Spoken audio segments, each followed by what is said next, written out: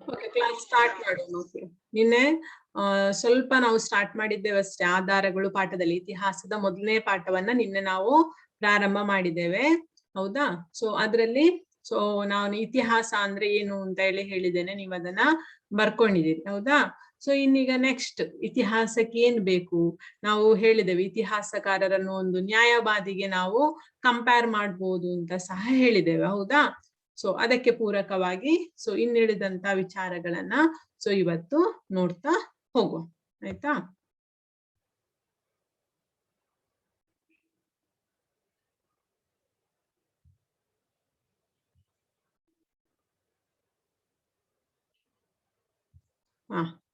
ಯಾರದು ಲೈನ್ ಹಾಕಿದಷ್ಟು ಬೇಗ? ತೆಗೀರಿ ನೋಡ ಲೈನ್ ಬೇಗ. ಯಾಕೆ ಅದು ಅಂತ ಕೆಲಸ ಮಾಡುದು?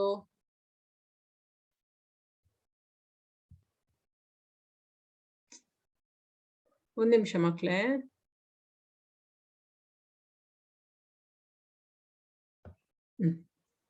ಸರಿ, ನಾವು ನಿನ್ನೆ ಇತಿಹಾಸ ಅಂದ್ರೆ ಏನು ಅಂತ ಹೇಳಿ ತಿಳ್ಕೊಂಡಾಗಿದೆ, ಹೌದಾ? ಯಾರಾದ್ರೂ ಹೇಳ್ತೀರಾ ಇತಿಹಾಸ ಅಂದ್ರೆ ಏನು ಅಂತ ಹೇಳಿ? ನಾನೇ ಕೇಳ್ತೇನೆ, ನೋಡುವ. ಕೇಳಿದವರನ್ನೇ ಕೇಳುದು ಬೇಡ, ಸ್ವಲ್ಪ ಬೇರೆಯವ್ರ ಹತ್ರ ಹೋಗುವ ನಾವು. ಯಾರು ಅಂದ್ರೆ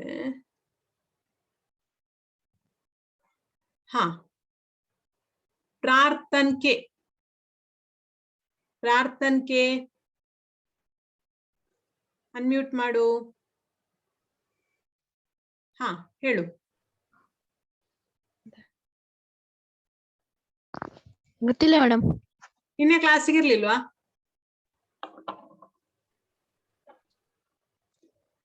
ಇಲ್ಲ, ಇರ್ಲಿಲ್ಲ ಮೇಡಮ್. ನಾನು ವಿಡಿಯೋ ಕಳಿಸಿದನಲ್ಲ, ವಿಡಿಯೋ ನೋಡ್ಲಿಲ್ವಾ? ಇಲ್ಲ ಮೇಡಮ್. ವಿಡಿಯೋ ನೋಡಿ ನಂಗೆ ಇವತ್ತು ಸಂಜೆ ಒಳಗೆ, ನಿನ್ನೆ ಕ್ಲಾಸ್ ನ ವಿಡಿಯೋ ನೋಡಿ ಇವತ್ತು ಸಂಜೆ ಒಳಗೆ ಅದರ ನೋಟ್ಸ್ ಅನ್ನು ನಂಗೆ ಕಳಿಸ್ಬೇಕು ಪ್ರಾರ್ಥನೆ. ಆಯ್ತು. ಆಯ್ತಾ? ಸರಿ, ಅದರಲ್ಲಿ ಉಂಟು ನನ್ನ ನಂಬರ್, ಅದನ್ನು ನೋಡಿ ಕಳಿಸು. ಆಯ್ತು. ಸರಿ. ಓಕೆ, ಇನ್ನಾಗೆ ಮಾಡ್ಲಿಕ್ಕಿಲ್ಲ. ಕ್ಲಾಸ್ ಇಲ್ಲ, ನೆಟ್ವರ್ಕ್ ಇಲ್ಲ ಅಂತ ಹೇಳಿದ್ರೆ ವಿಡಿಯೋ ಕಳಿಸ್ತೇವೆ ನಾವು, ಅದನ್ನು ಮತ್ತೆ ನೋಡ್ಬೇಕು. ಸರಿ, ಮ್ಯೂಟ್ ಮಾಡು. ಓಕೆ, ಸರಿ. ಈಗ ಧನ್ಯ MG ಹೇಳಮ್ಮ. ಇತಿಹಾಸವು ಗತಿಸಿ ಹೋದ ಸಂಗತಿಗಳನ್ನು ಕ್ರಮಬದ್ಧವಾಗಿ ಹೇಳುವ ಶಾಸ್ತ್ರ. Very good. ಇತಿಹಾಸವು ಗತಿಸಿ ಹೋದ ಸಂಗತಿಗಳನ್ನ ಕ್ರಮಬದ್ಧವಾಗಿ ಹೇಳುವ ಶಾಸ್ತ್ರ. ಇತಿಹಾಸವನ್ನು ಬರೆಯುವವರನ್ನು ನಾವು ಇತಿಹಾಸಕಾರ ಅಂತ ಹೇಳಿ ಹೇಳ್ತೇವೆ ಅಂತ ಹೇಳಿ ಬರ್ದಾಗಿದೆ, ಹೌದಾ? ಸೊ ಪ್ರಾರ್ಥನಾ ನೋಟ್ಸ್ ಏನು ಅಂತ ಹೇಳಿದ್ರೆ ಒಂದು ಪಾಯಿಂಟ್ ಬುಕ್ ಅನ್ನೆಲ್ಲ ಇಟ್ಕೊಳ್ಬೇಕಾಯ್ತಾ, ಬರಿಬೇಕು ಪಾಠದಲ್ಲಿ. ಓಕೆ, ಸೊ ಕೆಲವರು ಮೆಸೇಜ್ ಸಹ ಮಾಡಿದ್ದಾರೆ. ಸರಿ, ಗುಡ್. ಓಕೆ, ಹ್ಯಾಂಡ್ ಓವರ್ ಮಾಡಿ. ಸರಿ, ಇತಿಹಾಸಕಾರರು ಅಂದ್ರೆ ಯಾರು ಅಂತ ಸಹ ನಾವು ನೋಡಿ ಆಗಿದೆ, ಈ ಪೇಜನ್ಸ್ ನೋಡಿ ಆಗಿದೆ, ಹೌದಾ? ಸೊ ಅದರಲ್ಲಿ ಇತಿಹಾಸಕಾರರು ಆಧಾರಗಳನ್ನು ಸಂಗ್ರಹಿಸಿ ಅವುಗಳನ್ನು ವಿಮರ್ಶಿಸಿ ವಿಶ್ಲೇಷಣೆ ಮಾಡಿ ಇತಿಹಾಸವನ್ನು ಬರೀತಾರೆ ಅಂತ ಸಹ ನಾವು ಹೇಳಿ ಆಗಿದೆ, ಹೌದಾ? ಸೊ ಈಗ ನೆಕ್ಸ್ಟ್ ನಾವು ನೋಡ್ಲಿಕ್ಕಿರುವಂತದ್ದು ಆಧಾರ ಅಂದ್ರೆ ಏನು ಅಂತ ಹೇಳಿ ನೋಡ್ಲಿಕ್ಕಿರುವಂತದ್ದು. ಆಧಾರ ಎಂದರೇನು ಅನ್ನೋದನ್ನ ನೋಡುವಂತದ್ದು. ಓಕೆ, ಸೊ ಆಧಾರ ಅಂದ್ರೆ ಏನು ಅಂತ ಹೇಳಿದ್ರೆ ನಾನು ಹೇಳಿದ್ದೇನೆ, ಇತಿಹಾಸ ಬರೀಲಿಕ್ಕೆ ಬೇಕಾಗುವಂತದ್ದೇ ಆಧಾರ. ಆಧಾರ ಇಲ್ಲ ಅಂತ ಹೇಳಿದ್ರೆ ಇತಿಹಾಸ ಬರೀಲಿಕ್ಕೆ ಸಾಧ್ಯ ಇಲ್ಲ. ಸೊ ಆದ್ರಿಂದ ನಮಗೆ ಸಿಂಪಲ್ ಆಗಿ ಬರೀಲಿಕ್ಕೆ ಆಗ್ತದೆ. ಆಧಾರ ಎಂದರೇನು ಅಂತ ಕೇಳಿದ್ರೆ ಇತಿಹಾಸ ಬರೀಲಿಕ್ಕೆ ಬೇಕಾದಂತಹ ಮೂಲ ಸಾಮಗ್ರಿಯೇ ಏನು? ಆಧಾರಗಳು. ಸೊ ಬರಿತೀರಾ? ಬರೀರಿ, ಹೇಳ್ತೇನೆ, ಬರೀರಿ ಮಕ್ಳೇ. ಆಧಾರ ಎಂದರೆ ಇತಿಹಾಸ ರಚನೆಗೆ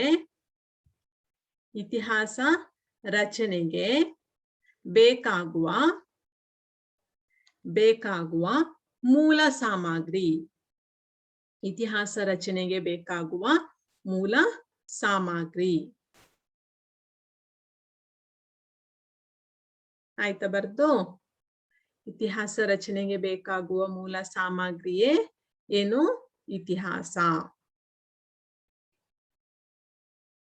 ಸಾರಿ, ಇತಿಹಾಸ ಅಲ್ಲ, ಆಧಾರ. ಇತಿಹಾಸ ರಚನೆಗೆ ಬೇಕಾಗುವ ಮೂಲ ಸಾಮಗ್ರಿಯೇ ಆಧಾರ. ಆಯ್ತಾ? ಇದು 1 ಮಾರ್ಕಿಗೆ ಕೇಳಿದ್ರೆ ನೀವು ಇದನ್ನು ಬರೀಲಿಕ್ಕೆ. ಅಕಸ್ಮಾತ್ ಆಗಿ ಒಂದು 2 ಮಾರ್ಕಿಗೆ ಕೇಳುದಿಲ್ಲ, ಅಕಸ್ಮಾತ್ ಆಗಿ 2 ಮಾರ್ಕಿಯಲ್ಲಿ ಯಾವ್ದು ಈ ಕ್ವಶನ್ ಬಂದ್ರೆ, ಸೊ ಆಧಾರವನ್ನು ಆಕರಗಳು ಅಂತ ಹೇಳಿ ಸಹ ಕರೀತಾರೆ. ಆಕರ, ಆಯ್ತಾ? ಆ ಉಂಟಲ್ಲ, ಆ ಆಯ್ತಾ, ಆ ಬರ್ದು ಕಾ ಬರ್ದು ರ, ಆಕರ ಅಂತ ಹೇಳಿ ಸಹ ಕರೀತಾರೆ. ಅಂದ್ರೆ ಏನು ಅಂತ ಹೇಳಿದ್ರೆ, ಮಾನವ ಸಮಾಜಗಳು, ಈ ಮೊದಲಿನ ಸ್ಲೈಡ್ ಅಲ್ಲಿ ಇತ್ತು ನೋಡಿ, ನೋಡಿ ಇಲ್ಲಿ ಉಂಟು, ಹೌದಾ? ಮಾನವ ಸಮಾಜಗಳು ತಮ್ಮ ಅನುಕೂಲಕ್ಕೆ ಬಳಸಿಕೊಂಡಿದ್ದಂತಹ ವಸ್ತುಗಳು ಇಂದಿಗೂ ಉಳಿದುಕೊಂಡಿದ್ದಾರೆ, ಅವುಗಳನ್ನು ಆಕರಗಳು ಅಂತ ಹೇಳಿ ಕರೆಯಲಾಗ್ತದೆ. ಅಂದ್ರೆ ಅದನ್ನು ಇತಿಹಾಸಕಾರರು ಆಕರಗಳು ಅಥವಾ ಆಧಾರ ಅಂದ್ರೆ ಹಿಂದಿನ ಕಾಲದವರು ಹಿಂದಿನ ಮಾನವ ಸಮಾಜ ಬಳಸಿದಂತಹ ವಸ್ತು, ನಿಮ್ಮ ಮನೆಯಲ್ಲಿ ಹಿಂದೆ ನಿಮ್ಮ ತಾತ ಮುತ್ತಾತನವರು ಬಳಸಿದಂತಹ ವಸ್ತು ನಿಮ್ಮ ಮನೆಯಲ್ಲಿ ಇದ್ರೆ, ಸೊ ಅದನ್ನು ನಾವೇನು ಹೇಳ್ತೇವೆ, ಆಧಾರ ಅಥವಾ ಆಕರ ಅಂತ ಹೇಳಿ ಹೇಳ್ತೇವೆ. ಸೊ ಅದನ್ನು ಒಂದು ಪಾಯಿಂಟ್ ಅನ್ನು ಸಹ ಬರ್ಕೊಳ್ತೀರಾ, ಡಿಸ್ಪ್ಲೇ ಆಗ್ತಾ ಉಂಟು ನೋಡಿ, ಕೆಳಗೆ ಕಾಣ್ತದ. ಮಾನವ ಸಮಾಜಗಳು, ಇದು 2 ಮಾರ್ಕಿಗೆ ಕೇಳಿದ್ರೆ. 1 ಮಾರ್ಕಿಗೆ ಕೇಳಿದ್ರೆ ಇತಿಹಾಸ ರಚನೆಗೆ ಬೇಕಾಗುವ ಮೂಲ ಸಾಮಗ್ರಿಯ ಆಧಾರ, ಅದು 1 ಮಾರ್ಕಿಗೆ. 2 ಮಾರ್ಕಿಗೆ ಕೇಳಿದ್ರೆ ಇದನ್ನು ಬರೀಲಿಕ್ಕೆ, ಆಯ್ತಾ? ಸೊ ಡಿಫ್ರೆನ್ಸ್ ಇರ್ತದೆ ಈತಿಗಾಗುವಾಗ, ಈ ಸ್ಕೂಲಿಗೆ ಬಂದಾಗ, ಆಯ್ತಾ? ಮಾನವ ಸಮಾಜಗಳು ತಮ್ಮ ಅನುಕೂಲಕ್ಕೆ ಬಳಸಿಕೊಂಡಿದ್ದ ವಸ್ತುಗಳು, ಬಳಸಿಕೊಂಡಿದ್ದಂತಹ ವಸ್ತುಗಳು ಇಂದಿಗೂ ಉಳಿದುಕೊಂಡಿದ್ದರೆ ಅವುಗಳನ್ನು ಆಕರಗಳು ಎಂದು ಕರೆಯಲಾಗುತ್ತದೆ. ಅವುಗಳನ್ನು ವಿಜಯ ಮತ್ತು ವಿನಯ ಬರಿಬೇಕು, ಬರ್ದಾಯ್ತಾ?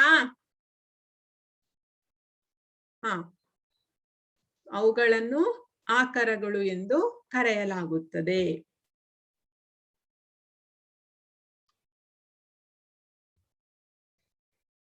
ಆಯ್ತಾ? ಸರಿ, ಈಗ ನಮಗೆ ಆಧಾರ ಅಂದ್ರೆ ಏನು ಅಂತ ಗೊತ್ತಾಯ್ತು, ಆಕರ ಅಂದ್ರೆ ಏನು ಅಂತ ಗೊತ್ತಾಯ್ತು. ಈಗ ನಾವು ನೆಕ್ಸ್ಟ್ ನೋಡ್ಲಿಕ್ಕೆ, ಹಾಗಾದ್ರೆ ಯಾವುದನ್ನೆಲ್ಲ ಆಧಾರ ಅಥವಾ ಆಕರ ಅಂತ ಹೇಳಿ ನಾವು ಹೇಳಲಿಕ್ಕೆ ಆಗ್ತದೆ ಅಂತ ಹೇಳಿದ್ರೆ, ಹಿಂದಿನವರು ಬಳಸಿದಂತಹ ಏನೇ ಇರ್ಬೋದು, ದೇವಾಲಯ ನಮ್ಮ ಪೂರ್ವಜರು ಕಟ್ಟಿರುವಂತದ್ದು, ಹೌದಾ?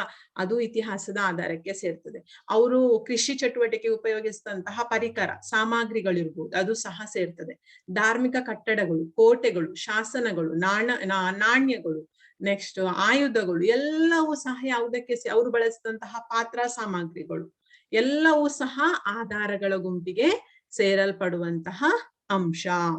ಸೊ ರೂಪಶ್ರೀ, ಇದನ್ನು ಯಾವುದರಲ್ಲಿ ಬರಿಬೇಕು? ಈಗ ನಾನು ಪಾಠ ಹೇಳುವಾಗ ಮಕ್ಳೇ ಏನೆಲ್ಲ ಈಗ ಕ್ಲಿಯರ್ ಮಾಡಿಕೊಳ್ಳಿ ಎಲ್ಲರೂ. ಸೊ ನಾನು ಪಾಠ ಮಾಡುವಾಗ ಏನನ್ನು ಬರೀರಿ ಅಂತ ಹೇಳಿ ಹೇಳ್ತೇನೋ ಅದೆಲ್ಲವನ್ನು ಸಹ ಯಾವುದ್ರಲ್ಲಿ ಬರೀಲಿಕ್ಕೆ, ಪಾಯಿಂಟ್ ಬುಕ್ ಅಲ್ಲಿ ಬರೀಲಿಕ್ಕೆ.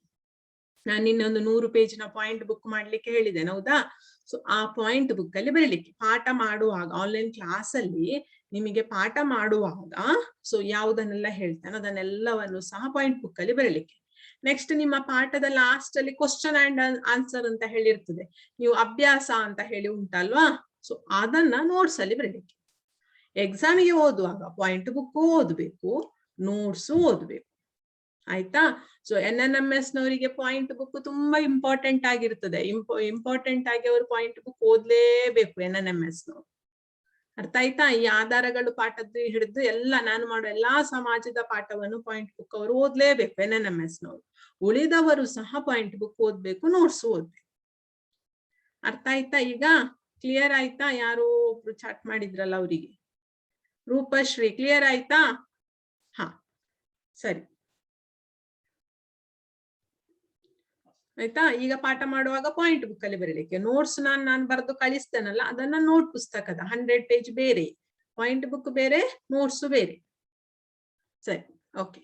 ಸೊ ಇದೆ ಹಿಂದಿನ ಕಾಲದವರು ಬಳಸ್ತದೆ ಎಲ್ಲ ವಸ್ತುವನ್ನು ನಾವು ಏನು ಅಂತ ಹೇಳ್ತೇವೆ, ಆಧಾರ ಅಥವಾ ಆಕರ ಅಂತ ಹೇಳಿ ಪರಿಗಣಿಸಲಾಗ್ತದೆ. ಆಯ್ತಾ? ಓಕೆ.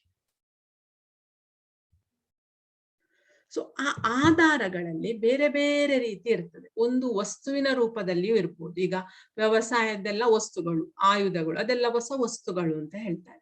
ಸೊ ನಮಗೆ ವಸ್ತುಗಳು ಮಾತ್ರ ಸಿಗುದಲ್ಲ, ಹಿಂದಿನ ಕಾಲದವರು ಕೆಲವು ಬರವಣಿಗೆ ರೂಪದಲ್ಲಿ ಸಹ ಬಿಟ್ಟು ಹೋಗಿದ್ದಾರೆ, ಹೌದಾ?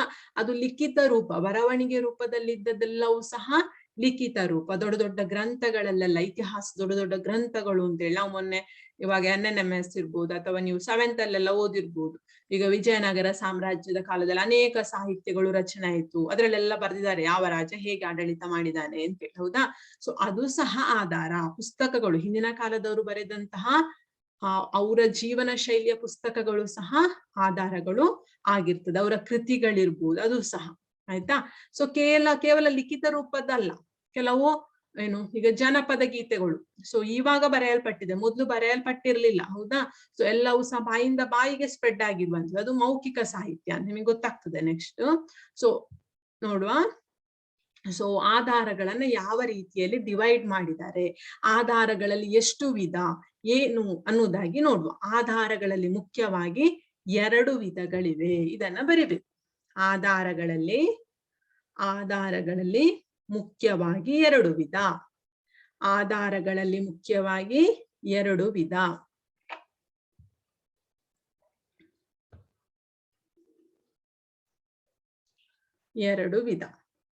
ಸೊ ಈಗ ಕಾಣ್ತದಾ?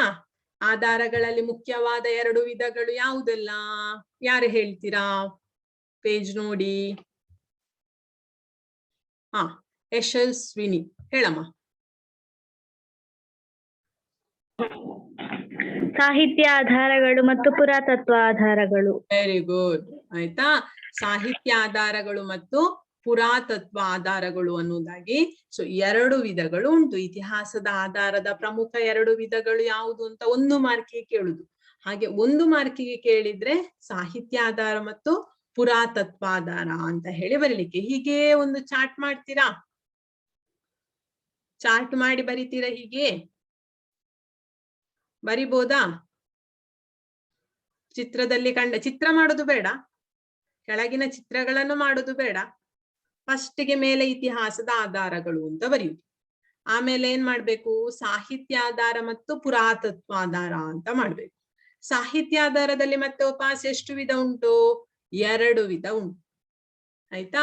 ಸಾಹಿತ್ಯ ಆಧಾರದಲ್ಲಿ 2 ವಿಧಗಳು ಉಂಟು. ಯಾವುದೆಲ್ಲ? ಲಿಖಿತ ಸಾಹಿತ್ಯ ಮತ್ತು ಮೌಖಿಕ ಸಾಹಿತ್ಯ ಅಂತ ಹೇಳಿ ಉಂಟು. ಲಿಖಿತ ಸಾಹಿತ್ಯದಲ್ಲಿ ಮತ್ತೆ ವಾಪಸ್ 2 ವಿಧ. ಯಾವುದೆಲ್ಲ? ದೇಶೀಯ ಸಾಹಿತ್ಯ ಮತ್ತು ವಿದೇಶಿ ಸಾಹಿತ್ಯ ಅಂತ ಹೇಳಿ 2 ವಿಧ. ನಮ್ಮ ದೇಶದವರು ಬರ್ದದ್ದು ಮತ್ತು ವಿದೇಶಿಯರು ಬರ್ದದ್ದು. ದೇಶೀಯ ಸಾಹಿತ್ಯ ಮತ್ತು ವಿದೇಶಿ ಸಾಹಿತ್ಯ ಅಂತ ಹೇಳಿ 2 ವಿಧ. ಮೌಖಿಕ ಸಾಹಿತ್ಯದಲ್ಲಿ 3 ವಿಧಗಳುಂಟು. ಯಾವುದೆಲ್ಲ? ಲಾವಣಿಗಳು, ಜಾನಪದ ಕಥೆಗಳು, ಐತಿಹ್ಯಗಳು ಅಂತೇಳಿ. ಅದಂದ್ರೆ ಏನು ಅಂತ ನಾನು ನೆಕ್ಸ್ಟ್ ಹೇಳ್ತೇನೆ ನಿಮಗೆ, ಆಯ್ತಾ? ಸೊ ಇದಿಷ್ಟು ಸಾಹಿತ್ಯ ಆಧಾರದಲ್ಲಿ ಬರುವಂತದ್ದು. ಪುರಾತತ್ವ ಆಧಾರದಲ್ಲಿ ಬೇರೆಯೇ ಉಂಟು. ಪುರಾತತ್ವ ಆಧಾರ ಅಂತ ಹೇಳಿದ್ರೆ ಏನು? ಸಾಮಗ್ರಿಗಳಿಗೆ ಸಂಬಂಧಿಸಿರುವಂತದ್ದು. ಪುರಾತತ್ವ ಆಧಾರದಲ್ಲಿ ಸ್ಮಾರಕಗಳು ಬರ್ತದೆ, ನಾಣ್ಯಗಳು ಬರ್ತದೆ, ಶಾಸನಗಳು ಬರ್ತದೆ, ನೆಕ್ಸ್ಟ್ ಈ ತರ ಅವಶೇಷಗಳೆಲ್ಲವೂ ಸಹ ಪುರಾತತ್ವ ಆಧಾರದಲ್ಲಿ ಬರುವಂತದ್ದು. ಒಂದು ಈ ರೀತಿಯ ಒಂದು ಚಾರ್ಟ್ ಮಾಡ್ತೀರಾ?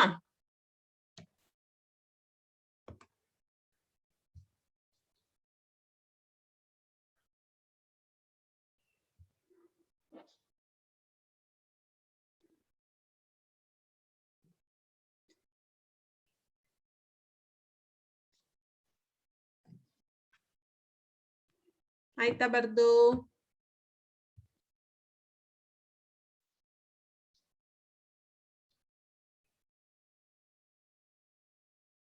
ಯಶಸ್ವಿನಿಗೆ ಏನಾದ್ರು ಡೌಟ್ ಉಂಟಮ್ಮ?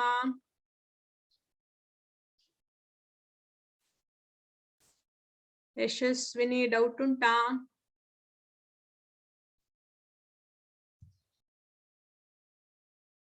ಓಕೆ, ಇಲ್ಲ, ಸರಿ.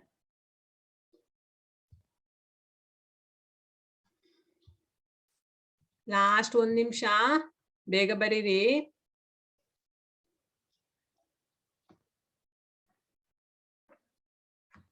ಬರ್ದಾಗದವರು ಮತ್ತೆ ವಿಡಿಯೋ ನೋಡಿ ಬರೀ.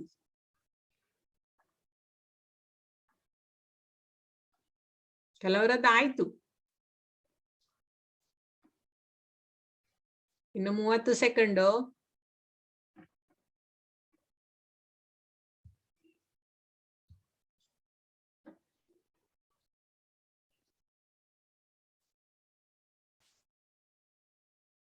ಆಯ್ತಲ್ಲ? ಸಾಕು. ಓಕೆ, ನೆಕ್ಸ್ಟ್ ನೋಡುವ ಇತಿಹಾಸದ ಆಧಾರಗಳನ್ನು ಒಂದೊಂದೇ ನೋಡಿಕೊಂಡು ಹೋಗುವ ಈಗ ಹೇಗೆ ಅಂತ ಹೇಳಿ. ಆಯ್ತಾ? ಸರಿ. ಓಕೆ. ಸೊ ನಾವು ಫಸ್ಟಿಗೆ ನೋಡ್ಲಿಕ್ಕಿರುವಂತದ್ದು ಯಾವುದು ಅಂತ ಹೇಳಿದ್ರೆ ಸಾಹಿತ್ಯದಲ್ಲಿ ಸಾಹಿತ್ಯ ಆಧಾರಗಳನ್ನ ನೋಡ್ಲಿಕ್ಕಿರುವಂತದ್ದು. ಸಾಹಿತ್ಯ ಆಧಾರಗಳಲ್ಲಿ ಫಸ್ಟ್ ಇದು ಯಾವುದನ್ನು ನೋಡ್ಬೇಕು ನಾವು? ಯಾವುದು? ಲಿಖಿತ ಸಾಹಿತ್ಯ. ಈಗ ನೀವೇನ್ ಮಾಡ್ಬೇಕು? ಆ ಚಾರ್ಟ್ ಮಾಡಿದ್ರಲ್ಲ, ಸೊ ಅಲ್ಲಿ ಏನ್ ಮಾಡ್ಬೇಕು ಅಂತ ಹೇಳಿದ್ರೆ ನಂಬರ್ 1 ಅಂತ ಹೇಳಿ ಹಾಕಿ ಸಾಹಿತ್ಯ ಆಧಾರಗಳು ಅಂತ ಬರೀ. ನಂಬರ್ 1 ಸಾಹಿತ್ಯ ಆಧಾರಗಳು.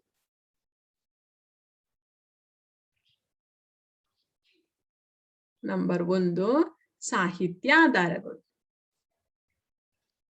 ಆಯ್ತಾ? ಅದ್ರಲ್ಲಿ ನೆಕ್ಸ್ಟ್ ಏನ್ ಮಾಡ್ಬೇಕು? ಲಿಖಿತ ಸಾಹಿತ್ಯ ಅಂತ ಬರಿಬೇಕು. ಕ್ಯಾಪಿಟಲ್ ಲೆಟರ್ ಎ ಹಾಕಿ, ದೊಡ್ಡ ಅಕ್ಷರ A, big letter A, English ನ ಬಿಗ್ ಲೆಟರ್ ಎ ಹಾಕಿ ಕೆಳಗೆ. Big letter A ಹಾಕಿದ್ರಾ?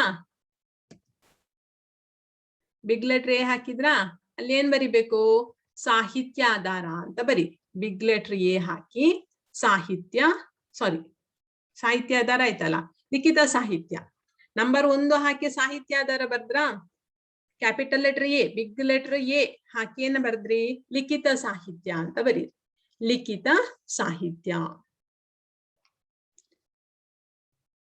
ಲಿಖಿತ ಸಾಹಿತ್ಯ ಅಂದ್ರೆ ಏನು? ಲಿಖಿತ ಅಂತ ಹೇಳಿದ್ರೆ ಏನು ಅಂತ ಹೇಳಿದ್ರೆ ರೈಟಿಂಗ್ ಅಲ್ಲಿ ಇರುವಂತದ್ದು, ಬರವಣಿಗೆಯಲ್ಲಿ ಇರುವಂತದ್ದೇ ಲಿಖಿತ ಸಾಹಿತ್ಯ. ಅರ್ಥ ಆಯ್ತಾ? ಬರವಣಿಗೆಯಲ್ಲಿರುವಂತಹ ಸಾಹಿತ್ಯವೇ ಲಿಖಿತ ಸಾಹಿತ್ಯ ಆಗಿರ್ತದೆ. ಅದರಲ್ಲಿ ಸಾಹಿತ್ಯ ಆಧಾರಗಳಲ್ಲಿ ಲಿಖಿತ ಸಾಹಿತ್ಯ ಅನ್ನುವಂಥದ್ದು ಬಹಳ ಪ್ರಮುಖವಾಗಿರುವಂಥದ್ದು. ಅದಕ್ಕೆ ಹೆಚ್ಚು ವ್ಯಾಲ್ಯೂ ಇರುವಂತಹ ಒಂದು ಆಧಾರ ಯಾವುದು ಅಂತ ಹೇಳಿದ್ರೆ ಲಿಖಿತ ಸಾಹಿತ್ಯ. ಬರವಣಿಗೆ ರೂಪದಲ್ಲಿ ಇರ್ಬೇಕು. ಸುಮ್ನೆ ಬಾಯಲ್ಲಿ ಹೇಳಿದ್ರೆ ನಾವು ಅದನ್ನ ಅಷ್ಟು ಬೇಗ ನಂಬಲಿಕ್ಕೆ ಆಗ್ತದಾ?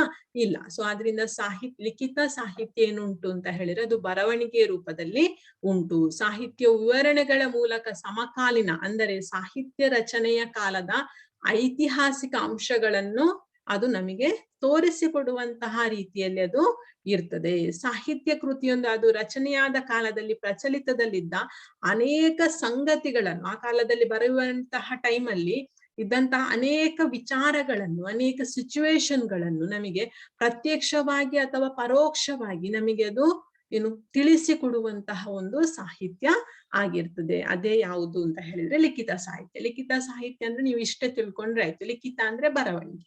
ಬರವಣಿಗೆ ರೂಪದಲ್ಲಿ ಇರುವಂತಹ ಸಾಹಿತ್ಯವೇ ಏನಾಗಿರ್ತದೆ? ಲಿಖಿತ ಸಾಹಿತ್ಯ. ಆಯ್ತಾ? ಅಂದ್ರೆ ಈಗ ಪುಸ್ತಕದಲ್ಲೆಲ್ಲ ಬರ್ದುಂಟಲ್ಲ, ಅದೆಲ್ಲವೂ ಸಹ ಲಿಖಿತ ಸಾಹಿತ್ಯ. ಲಿಖಿತ ಸಾಹಿತ್ಯದಲ್ಲಿ ಎಷ್ಟು ವಿಧವನ್ನು ನಾವು ನೋಡಿದ್ದೇವೆ? 2 ವಿಧವನ್ನ ನೋಡಿದ್ದೇವೆ. ಹೌದಾ? ಸೊ ಯಾವುದೆಲ್ಲ? ದೇಶೀಯ ಸಾಹಿತ್ಯ ಮತ್ತು ವಿದೇಶಿ ಸಾಹಿತ್ಯ. ಸೊ ಈಗೇನ್ ಮಾಡ್ಬೇಕು ಅಂದ್ರೆ ಕ್ಯಾಪಿಟಲ್ ಲೆಟರ್ ಎ ಅಂತ ಬರ್ದು ಲಿಖಿತ ಸಾಹಿತ್ಯ ಬರತ್ತಾ? ನೆಕ್ಸ್ಟ್ ಸ್ಮಾಲ್ ಲೆಟರ್ ಎ, ಸಣ್ಣಾಕ್ಷರ ಎ, ಇಂಗ್ಲಿಷ್ ನ ಸಣ್ಣಾಕ್ಷರ ಎ ಬರಿ. ಇಂಗ್ಲಿಷ್ ನ ಸಣ್ಣಾಕ್ಷರ ಎ ಬರೆದು ದೇಶಿ ಸಾಹಿತ್ಯ ಅಂತ ಬರಿ. ದೇಶೀಯ ಸಾಹಿತ್ಯ. ಏನು ದೇಶೀಯ ಸಾಹಿತ್ಯ ಅಂತ ಹೇಳಿದ್ರೆ ಏನಿರ್ಬೋದು? ಯಾರಾದ್ರೂ ಹೇಳ್ಬೋದಾ? ದೇಶೀಯ ಸಾಹಿತ್ಯ ಅಂದ್ರೆ ಏನು ಅಂತ ಹೇಳಿ ಯಾರಿಗಾದ್ರೂ ಹೇಳ್ಬೋದಾ? ಧನ್ಯ MG. ನಂಗೆ ಟೆಕ್ಸ್ಟ್ ಬುಕ್ ಇದು ಬೇಡ, ಟೆಕ್ಸ್ಟ್ ಬುಕ್ ಅಲ್ಲದೆ ಹೇಳ್ಬೇಕು. ಇಲ್ಲಿ ಒಂದು ಹೊಸ ಒಂದು ಕೈ. ಪ್ರಜ್ವಲ್ ಅನ್ಮ್ಯೂಟ್ ಮಾಡು, ಹೇಳಮ್ಮ. ಭಾರತೀಯರು ಭಾರತ ಪ್ರಗಗಳಲ್ಲಿ ರಚನೆಯಾಗುವ ಸಾಹಿತ್ಯದೇ ಇತಿಹಾಸ ಸಾಹಿತ್ಯ ಎಂದು ಕರೆಯುತ್ತಾರೆ. ಆಯ್ತು, very good. Very good. Unmute ಮಾಡು. ಓಕೆ ಆಯ್ತಾ? ಓದ್ಲಿಕ್ಕೆ ಪ್ರಾಕ್ಟೀಸ್ ಮಾಡ್ಬೇಕು ಅಣ್ಣ. ಆಯ್ತಾ? ಸರಿ. ಏನು ಅಂತ ಹೇಳಿದ್ರೆ ದೇಶೀಯ ಸಾಹಿತ್ಯ ಅಂದ್ರೆ ದೇಶದವರೇ ದೇಶದ ಬಗ್ಗೆ ಬರೆಯುವ ಸಾಹಿತ್ಯ. ಈಗ ನಮ್ಮ ದೇಶ ಭಾರತ, ಹೌದಾ? ಭಾರತೀಯರ ಬಗ್ಗೆ ಅಥವಾ ಭಾರತದ ಬಗ್ಗೆ ಬರೆದಂತಹ ಒಂದು ಸಾಹಿತ್ಯವನ್ನು ನಾವು ದೇಶೀಯ ಸಾಹಿತ್ಯ ಅಂತ ಹೇಳುವಂಥದ್ದು. ಒಂದು ಕ್ವಶನ್ ಕೇಳ್ಬೋದು, ದೇಶೀಯ ಸಾಹಿತ್ಯ ಅಂದ್ರೆ ಏನು ಅಂತ ಹೇಳಿ. ಆಗ ನಾವು ಬರಿಬೇಕಲ್ಲ. ಸೊ ಆದ್ರಿಂದ ಏನ್ ಮಾಡ್ಬೇಕೀಗ, ಬರೀರಿ. ದೇಶೀಯ ಸಾಹಿತ್ಯ ಅಂದ್ರೆ ಏನು ಅಂತ ಹೇಳಿ ಕಾಣ್ತದಲ್ವಾ? ಕರೆಕ್ಟಾ? ಬರೀರಿ ನೋಡ. ಭಾರತೀಯರಿಂದಲೇ ದೇಶೀಯ ಭಾಷೆಗಳಲ್ಲಿ, ನಮ್ಮ ದೇಶದ ಭಾಷೆ ಆಗಿರ್ಬೇಕದು, ಆಯ್ತಾ? ದೇಶೀಯ ಭಾಷೆಗಳಲ್ಲಿ ರಚನೆಯಾಗಿರುವ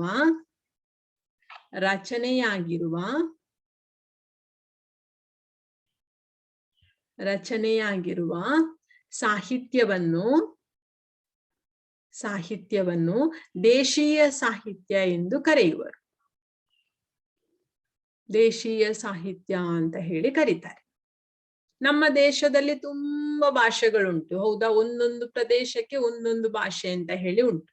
ಸೊ ಆ ರೀತಿಯಲ್ಲಿ ನಮ್ಮ ದೇಶದಲ್ಲಿರುವ ಭಾಷೆಯಲ್ಲೇ ರಚನೆಯಾಗಿರುವಂತಹ ಒಂದು, ನಮ್ಮ ದೇಶದವರೇ ಬರೆದಿರ್ಬೇಕು ನಮ್ಮ ದೇಶದ ಬಗ್ಗೆ, ನಮ್ಮ ದೇಶ ಭಾಷೆಯಲ್ಲಿ, ಆಯ್ತಾ? ಸೊ ಅದೆಲ್ಲವನ್ನು ಸಹ ನಾವೇನ್ ಹೇಳ್ತೇವೆ, ದೇಶೀಯ ಸಾಹಿತ್ಯ ಅಂತ ಹೇಳ್ತೇವೆ, ಆಯ್ತಾ? ಬೇರೆ ಬೇರೆ ಭಾಷೆ ಯಾವುದು, ಸಂಸ್ಕೃತ ಇರ್ಬೋದು, ಪ್ರಾಕೃತ ಭಾಷೆ ಇರ್ಬೋದು, ಕನ್ನಡ ಇರ್ಬೋದು, ತೆಲುಗು ಇರ್ಬೋದು, ನೆಕ್ಸ್ಟ್ ತಮಿಳ್ ಇರ್ಬೋದು, ಹಿಂದಿ, ಮರಾಠಿ, ಕಾಶ್ಮೀರಿ, ಗುಜರಾತಿ, ಒರಿಯಾ, ಹೀಗೆ ಎಲ್ಲ ಭಾಷೆಗಳಲ್ಲಿ ಯಾವ ಭಾಷೆಗಳಲ್ಲೂ ರಚನೆಯಾಗಿ ಅದು ಉಳಿದಿರ್ಬೇಕು, ನಮಗೆ ಸಿಕ್ಕಿರ್ಬೇಕಲ್ವಾ? ನಮಗೆ ಸಿಗದಿದ್ರೆ ಹೇಗೆ ಗೊತ್ತಾಗ್ತದೆ ನಮ್ಮ ದೇಶದವರೊಂದು ಬರ್ದಿದ್ದಾರೆ ಅಂತೇಳಿ?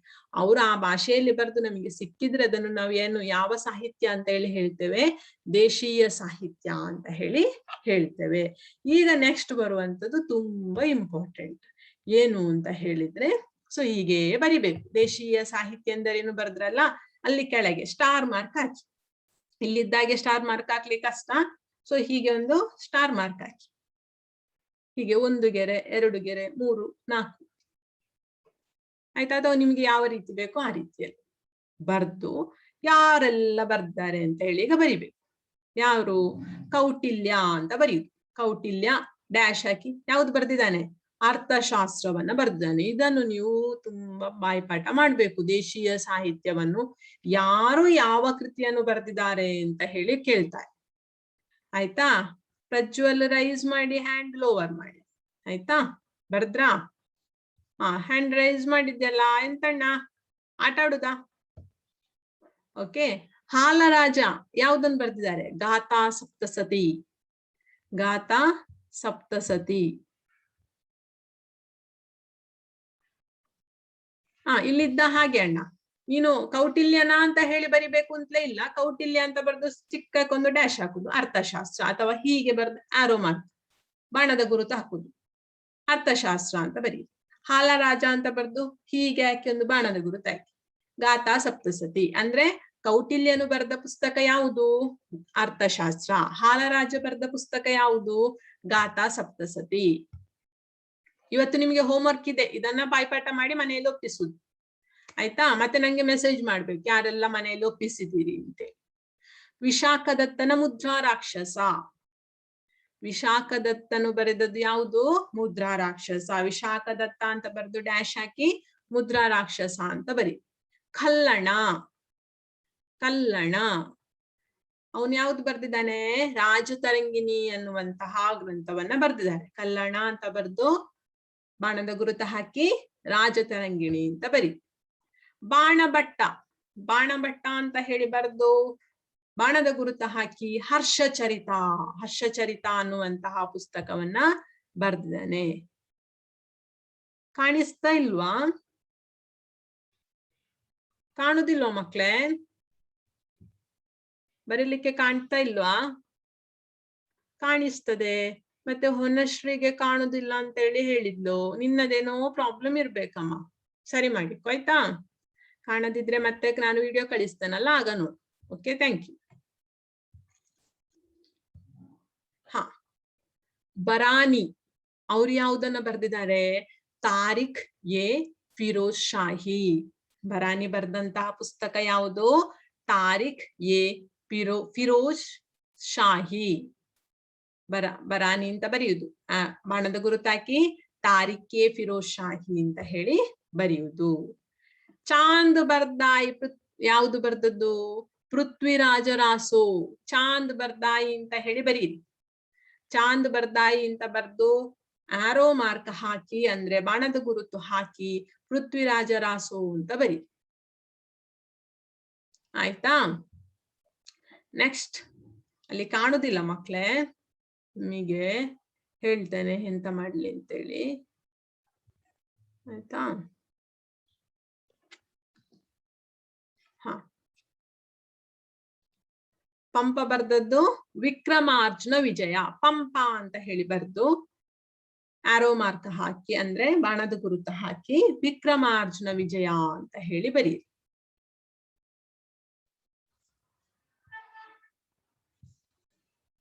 ಇನ್ನು ಸ್ವಲ್ಪ ಸ್ಪೀಡ್ ಹೋಗ್ತೇನೆ ಮಕ್ಳೇ, ಇನ್ನು 10 ನಿಮಿಷ ಇರುದು ಕ್ಲಾಸ್. ಆಯ್ತಾ? ಬೇರೆ ಸಂಗಮ ಸಾಹಿತ್ಯ ಅದನ್ನು ಬರಿಬೇಕು ಅಂತ ಹೇಳಿಲ್ಲ. ಸೊ ಇದೆಲ್ಲವೂ ಸಹ ದೇಶೀಯ ಸಾಹಿತ್ಯಕ್ಕಿರುವಂತಹ ಉದಾಹರಣೆಗಳು ಆಗಿರುವಂತದ್ದು. ಅರ್ಥ ಆಯ್ತಾ?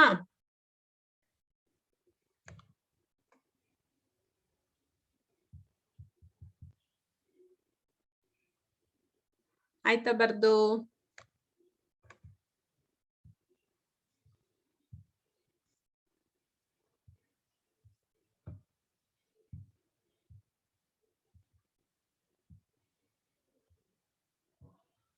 ಆಯ್ತು, ಸರಿ.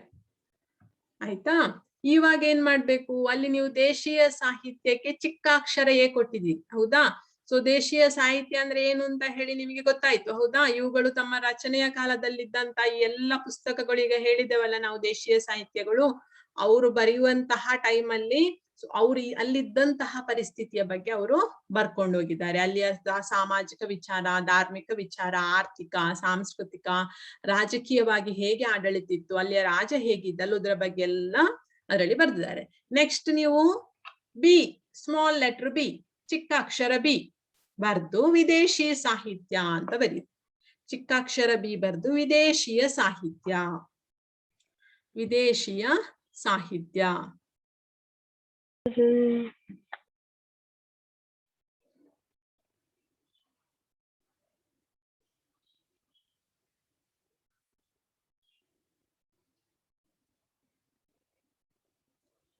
ಹಾ ಹೌದು ಮಕ್ಳೇ, ಆಯ್ತಾ? ಅಲ್ಲಿ ಒಬ್ರು ಇಲ್ಲಿ ಈಗ ನೀವೊಂದು ಮಾಡ್ಬೇಕು, ಏನು ಗೊತ್ತುಂಟಾ ಹೇಳ್ತೇನೆ.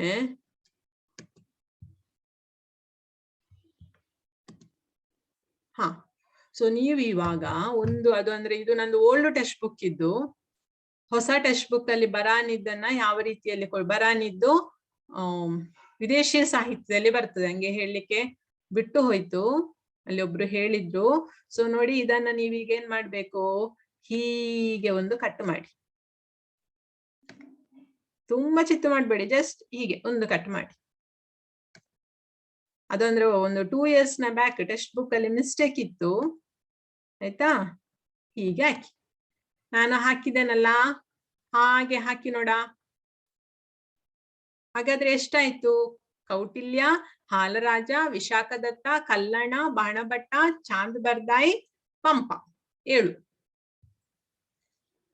ಹಾಕಿದ್ರಾ?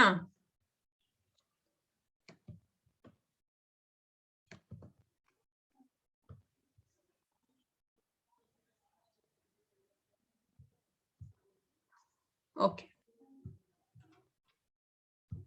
ಈಗ ವಿದೇಶಿ ಸಾಹಿತ್ಯದ ಬಗ್ಗೆ ನೋಡುವ. ಏನು ವಿದೇಶಿ ಸಾಹಿತ್ಯ ಅಂತ ಹೇಳಿದ್ರೆ ಸುಲಭದಲ್ಲಿ ನಾವು ಹೇಳ್ಬೋದು, ಏನು ವಿದೇಶಿಯರು ಬರ್ದದ್ದು ಅಂತ. ವಿದೇಶಿಯರು ಯಾವುದ್ರ ಬಗ್ಗೆ ಬರ್ದದ್ದು? ನಮ್ಮ ದೇಶದ ಬಗ್ಗೆ ಬರೆದಂತದ್ದು, ಆಯ್ತಾ? ಸೊ ವಿದೇಶಿ ಸಾಹಿತ್ಯ ಅಂದ್ರೆ ಏನು ಅಂತ ಗೊತ್ತಾಯ್ತಾ? ವಿದೇಶಗಳಿಂದ ನಮ್ಮ ದೇಶಕ್ಕೆ ಬಂದಿದ್ದಾರೆ, ಭಾರತಕ್ಕೆ ಮೊದಲು ತುಂಬಾ ಜನ ರಾಯಭಾರಿಗಳಾಗಿ, ಪ್ರವಾಸಿಗರಾಗಿ ಎಲ್ಲ ಬಂದಿದ್ದಾರೆ, ಆಯ್ತಾ? ವ್ಯಾಪಾರಿಗಳಾಗಿ ಅಥವಾ ತೀರ್ಥಯಾತ್ರೆಗೆ ಬಂದವರಾಗಿ, ಅಧಿಕಾರಿಗಳಾಗಿ ಹೀಗೆಲ್ಲ ಬಂದಿದ್ದಾರೆ. ಸೊ ಆ ಬಂದಂತವ್ರು ಏನ್ ಮಾಡಿದ್ದಾರೆ ಅಂದ್ರೆ ಅವ್ರವರ ಅನುಭವಗಳನ್ನ ಅವರು ಲಿಖಿತ ರೂಪದಲ್ಲಿ ಬರ್ತಿದ್ದಾರೆ. ಅದನ್ನು ನಾವು ಏನು ಹೇಳ್ತೇವೆ? ವಿದೇಶಿ ಸಾಹಿತ್ಯ ಅಂತ ಹೇಳಿ ಹೇಳಲಾಗ್ತದೆ. ಅರ್ಥ ಆಯ್ತಾ? ಸೊ ಯಾವುದೆಲ್ಲ ಅಂತ ಹೇಳಿ ನೋಡುವ.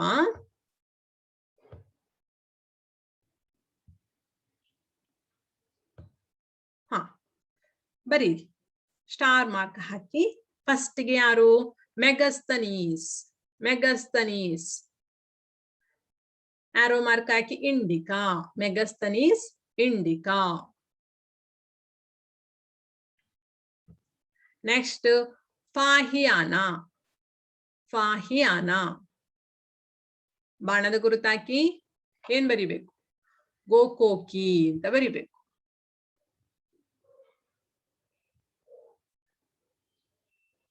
ಯಶಸ್ವಿನಿ ಮೆಸೇಜ್ ಹಾಕಿದಾಳೆ. Very good. ನಮ್ಮ ವಿದೇಶಿ ರಚನೆ ಅಂದ್ರೆ ವಿದೇಶದವರು ನಮ್ಮ ದೇಶದಲ್ಲಿ ಬರೆದು ನಮ್ಮ ದೇಶದ ಬಗ್ಗೆ ಬರೆದಂತಹ ಸಾಹಿತ್ಯವೇ ವಿದೇಶಿ ಸಾಹಿತ್ಯ.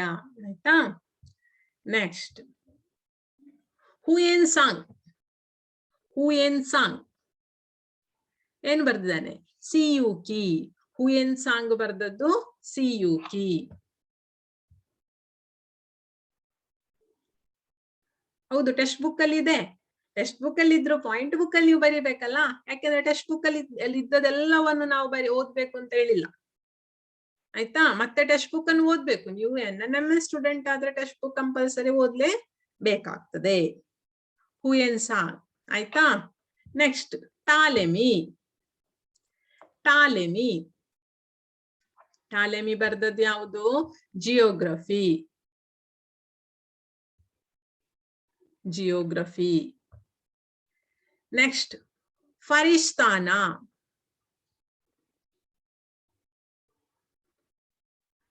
ಯಾವುದು ಬರ್ದದ್ದು? ತಾರಿಖಿಯೇ ಫರಿಸ್ತಾ. ಕಾಣುದಿಲ್ಲ ಅಲ್ಲ ಅದು? ಇಲ್ಲಿ ಕಾಣ್ತದೆ ಈಗ ನೋಡಿ. ಈಗ ಕಾಣ್ತದಾ? ತಾರಿಖೆ ಫರಿಸ್ತಾ. ತಾರಿಖೆ ಫರಿಸ್ತಾ. ಬಾಬರ್. ಬಾಬರ್. ಬಾಬರ್. ಬಾಬರ್ ಬರ್ದದ್ದು ಯಾವುದು? ತುಜ್ ಕಿ ಬಾಬರಿ. ತುಜ್ ಕಿ ಬಾಬರಿ. ಅಲ್ಲಿ ಇದ್ದ ಹಾಗೆ ಬರೀಬೇಕು. ತುಜ್ ಬರ್ದು ಡ್ಯಾಶ್ ಹಾಕಿ ಕಿ ಬರ್ದು ಬಾಬರಿ. ಈಗ ಇನ್ನೊಂದು ನಾವು ಸೇರಿಸ್ಬೇಕು. ಯಾವುದು? ಆಗ ಅಲ್ಲಿದ್ದದ್ದು ಯಾರು ಬರ್ದದ್ದು? ಬರೌನಿ. ಹೌದಾ? ಬರೌನಿ ಬರ್ದದ್ದು ಯಾವುದು? ತಾರಿಖೆ ಫಿರೋಜ್ ಶಾಹಿ. ಆಗ ದೇಶಿ ಸಾಹಿತ್ಯದಲ್ಲಿ ನಾನು ತಪ್ಪಿ ಬರೆಸಿದ್ದಲ್ಲ, ಅದನ್ನೀಗ ಇಲ್ಲಿ ಬರೀರಿ, ಅದನ್ನು ನೋಡಿಕೊಂಡು. ಬರೌನಿ. ಬಾ ಬರ್ದು ರೌ ಬರ್ದು ನಿ. ಬರೌನಿ ಬರ್ದು ಡ್ಯಾಶ್ ಹಾಕಿ ತಾರಿಖೆ ಫಿರೋಜ್ ಶಾಹಿ. ತಾರಿಖೆ ಫಿರೋಜ್ ಶಾಹಿ ಅಂತ ಬರೀರಿ. ಆಯ್ತಾ? ಸೊ ಹಾಗಾದ್ರೆ ನಾವು ಇವತ್ತಿನ ಕ್ಲಾಸ್ ಅಲ್ಲಿ ಏನೆಲ್ಲ ನೋಡಿದೆವು? ಆಧಾರಗಳ ವಿಧಗಳಲ್ಲಿ ಸಾಹಿತ್ಯಾಧಾರದಲ್ಲಿ ಲಿಖಿತ ಸಾಹಿತ್ಯದ 2 ವಿಧಗಳನ್ನು ನೋಡಿದೆವು. ದೇಶೀಯ ಸಾಹಿತ್ಯ ಮತ್ತು ವಿದೇಶಿ ಸಾಹಿತ್ಯವನ್ನು ಎರಡನ್ನು ಸಹ ನೋಡಿ ಆಯಿತು. ಹೌದಾ? ಸೊ ದೇಶೀಯ ಸಾಹಿತ್ಯ ಮತ್ತು ವಿದೇಶಿ ಸಾಹಿತ್ಯ. ವಿದೇಶಿಯರು ಭಾರತಕ್ಕೆ ಬಂದು ಭಾರತದಲ್ಲಿ ಆಗ ಅವರು ಬಂದಂತಹ ಸಂದರ್ಭದಲ್ಲಿ ಇದ್ದಂತಹ ಸಾಮಾಜಿಕ, ಆಗ ಇದ್ದಂತಹ ರಾಜರುಗಳ ಬಗ್ಗೆ, ಸಾಮಾಜಿಕ ವ್ಯವಸ್ಥೆಯ ಬಗ್ಗೆ, ಸಾಂಸ್ಕೃತಿಕ ವಿಚಾರಗಳ ಬಗ್ಗೆ ಎಲ್ಲ ಬರ್ದಿದ್ದಾರೆ. ಆದ್ರೆ ಕೆಲವೊಮ್ಮೆ ವಿದೇಶಿ ಸಾಹಿತ್ಯವನ್ನು ನಮ್ಗೆ ಪೂರ್ತಿಯಾಗಿ ನಂಬಲಿಕ್ಕೆ ಆಗುದಿಲ್ಲ. ಅದರಲ್ಲಿ ಕೆಲವೊಂದು ಇರ್ಬೋದು. ಯಾಕೆ? ಅವರು ಭಾರತಕ್ಕೆ ಬಂದಾಗ ಸೊ ಆ ಒಂದು ಸಿಚುವೇಶನ್ ಅಲ್ಲಿ ಸೊ ಅಲ್ಲಿಯ ರಾಜ ಒಂದು ಸಮರ್ಥನಾಗಿರದೇ ಇರ್ಬೋದು. ಆಗ ಅವ್ರೇನ್ ಬರ್ದಿರ್ತಾರೆ? ಆ ಸಾಮ್ರಾಜ್ಯ ಬಲಿಷ್ಠವಾಗಿರ್ಲಿಲ್ಲ ಅಂತಲೇ ಬರ್ದಿರ್ಬೋದು. ಆದ್ರಿಂದ ವಿದೇಶಿ ಸಾಹಿತ್ಯವನ್ನು ನಾವು ಪೂರ್ತಿಯಾಗಿ ಒಮ್ಮೊಮ್ಮೆ ನಂಬಲಿಕ್ಕೆ ಸಾಧ್ಯ ಆಗದೆ ಸಹ ಇರ್ಬೋದು. ದೇಶಿ ಸಾಹಿತ್ಯದಲ್ಲಿ ಸಹ ಹಾಗೆ ಕೆಲವೊಂದು ಕೆಡುಕುಗಳಿರ್ಬೋದು. ಹೇಗೆ? ಸೊ ಅತಿಶಯೋಕ್ತಿ, ಉತ್ಪ್ರೇಕ್ಷೆ, ಸ್ವಾಮಿನಿಷ್ಠೆ, ಅಂದ್ರೆ ರಾಜರ ಬಗ್ಗೆ ಅತಿಯಾದಂತಹ ಪ್ರೀತಿ ಇದ್ದಾಗ ರಾಜರ ಬಗ್ಗೆ ಒಳ್ಳೆದಾಗಿಯೇ ಬರೀತೇವೆ. ಹೌದಾ? ಸೊ ಆ ರೀತಿಯಲ್ಲಿ ಕೆಲವೊಂದು ತೊಂದರೆಗಳು ಇರ್ಬೋದು. ಸೊ ಆದ್ರಿಂದ ಲಿಖಿತ ಸಾಹಿತ್ಯವನ್ನು ಸಹ ನಾವು 100% ಅಂತ ಹೇಳಿ ತಕೊಳ್ಳಿಕ್ಕೆ ಸಾಧ್ಯ ಆಗುದಿಲ್ಲ. ಕೆಲವೊಂದು ಅದರಲ್ಲಿ ಟೀಕೆಗಳು ಸಹ ಬರುವ ಸಾಧ್ಯತೆಗಳು ಉಂಟು. ಆಯ್ತಾ? ಸರಿ. ಸೊ ಇನ್ನು ನೆಕ್ಸ್ಟ್ ಕ್ಲಾಸ್ ಅಲ್ಲಿ ನಾವು ನೋಡ್ಲಿಕ್ಕಿರುವಂತದ್ದು ಲಿಖಿತ ಸಾಹಿತ್ಯ ಆಯ್ತು. ಇನ್ನು ನೆಕ್ಸ್ಟ್ ಯಾವುದು? ಸಾಹಿತ್ಯದ 2ನೇ ವಿಧ ಲಿಖಿತ ಸಾಹಿತ್ಯ ಮತ್ತು ಇನ್ನೊಂದು ಯಾವುದು? ಯಾರು ಹೇಳ್ತೀರಾ?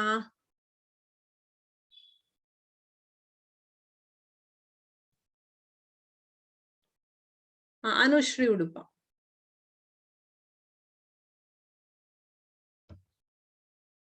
ಹೇಳಮ್ಮ.